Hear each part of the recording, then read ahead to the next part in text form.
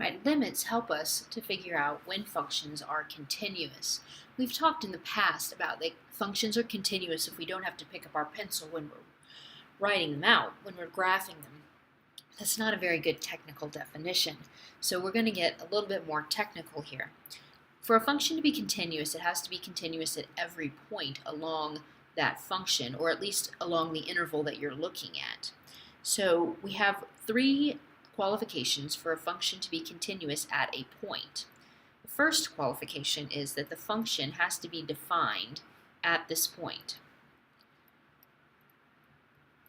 So if we're at a point a, f of a, let's see if I can actually get this written correctly, sorry.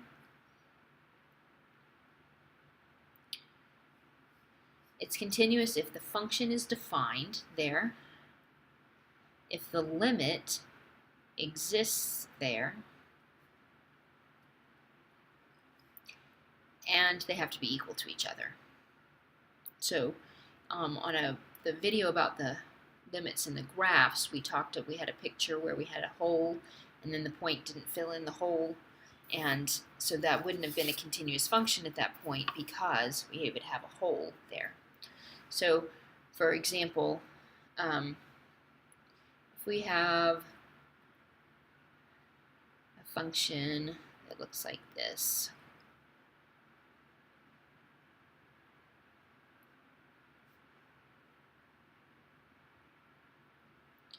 then we could say that this function is continuous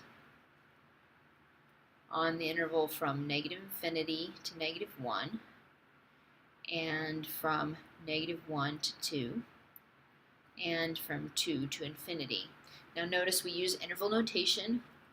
Those endpoints are not included, so we use a parentheses, not the square bracket. You never include a square bracket on an infinity or negative infinity because of course you can never reach that number. And here we have asymptotes at negative 1 and at 2, so it's not continuous at negative 1 or at 2.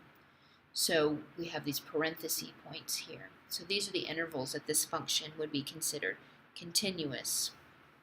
Now what about if we have a graph that looks like this?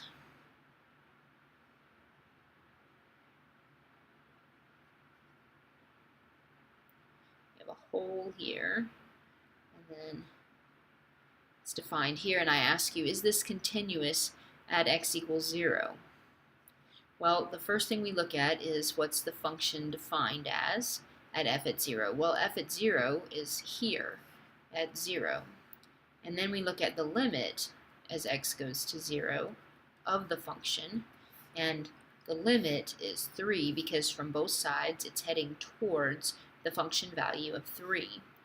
And then we notice that 0 is not equal to 3, so no, it is not continuous. So you have to look at all three parts when you're trying to evaluate continuity. Now, what about if I give you a function written out like this one, and I ask you, is it continuous on the interval from negative 3 to 5? So I look at this and I say, well, it's a rational function, so it's going to have some asymptotes, so I'm going to be best off to go ahead and factor. And so I factor this, and I notice that my asymptotes are going to be at negative 3 and at 5, and that's only places where I'm going to have discontinuities. It's the only places where the function is not defined. So is my function continuous on this interval? Yes, it is. Now you may say to yourself, well, you just said there's asymptotes at negative 3 and 5. Well, this is where you have to look at this right here. What is this? It's a parenthesis, not a square bracket. So what this means is we're going up to negative 3, but we're not actually looking at negative 3. And we're going up to 5, but we're not actually looking at 5. The interval notation is going to become very important. You make sure you understand this is called an open interval. It means it does not include the endpoints. A closed interval with those square brackets would include the endpoints, and it would not be continuous for that whole time if we had a closed interval. But because we have an open interval, we're not including -3 or 5, just everything in between there. And yes, this function is continuous for all of those points.